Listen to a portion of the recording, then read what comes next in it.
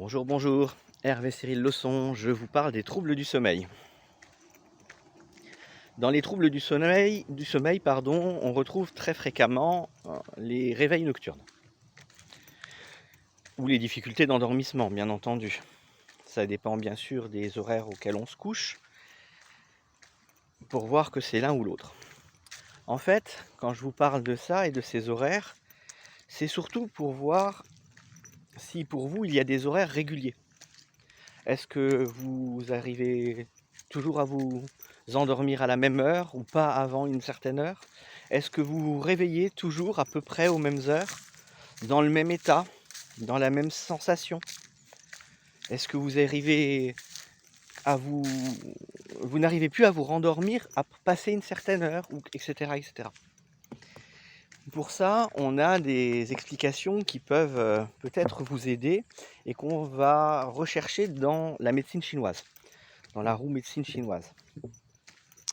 En médecine chinoise, on considère que chaque méridien est lié à un organe ou un système de fonctionnement de l'organe et que chacun de ces méridiens a un cycle de fonctionnement de 2 heures où soit effectivement il va avoir une certaine action, soit il va être au repos ou dans l'action opposée.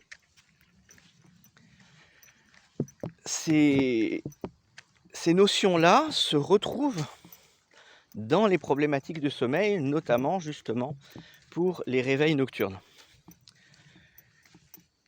Si vous vous réveillez par exemple toujours entre 1h et 3h du matin, et qu'en plus, quand vous vous réveillez, vous êtes en sueur ou vous êtes trempé, bien, il y a fort à parier que votre foie a peut-être un problème. Alors peut-être physiquement, et dans ce cas-là, voyez votre médecin, et peut-être que avec les bonnes analyses et le bon traitement, le problème va se régler.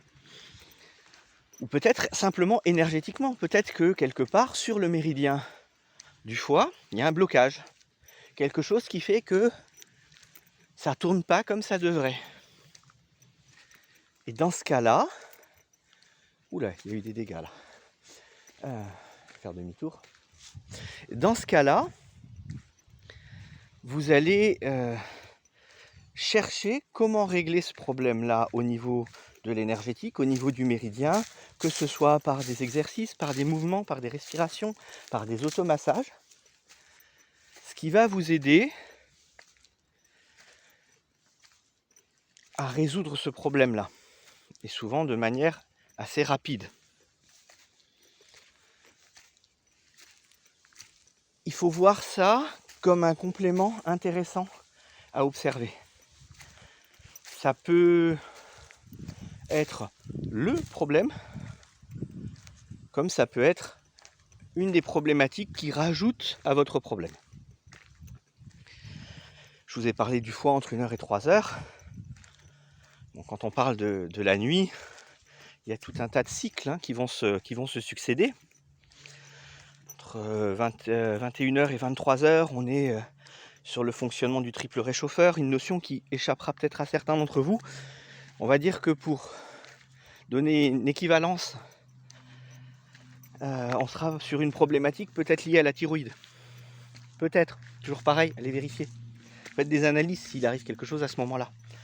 Donc si par exemple il vous est impossible de vous endormir avant 23h, voilà, cherchez de ce côté-là. Ça ne veut pas dire que ça sera la solution, mais ça peut peut-être vous la donner. Entre 23h et 1h du matin, on va être sur la vésicule. Ça peut être lié aussi aux émotions véhiculées par la vésicule, comme l'inquiétude. Si vous faites trop de mourons, c'est possible que quelque chose se passe à ce niveau-là. Entre 1h et 3h, on est sur le foie. Foie et vésicule travaillent à peu près en même temps. Ce qui fait que s'il y a un problème sur l'un, il y a fort à parier que l'autre ait un problème aussi. Et donc, ça peut être une très grosse tranche horaire pendant laquelle vous allez avoir du mal à dormir. Comme je vous ai dit, si vous vous réveillez en sueur, il y a peut-être quelque chose à faire là-dessus.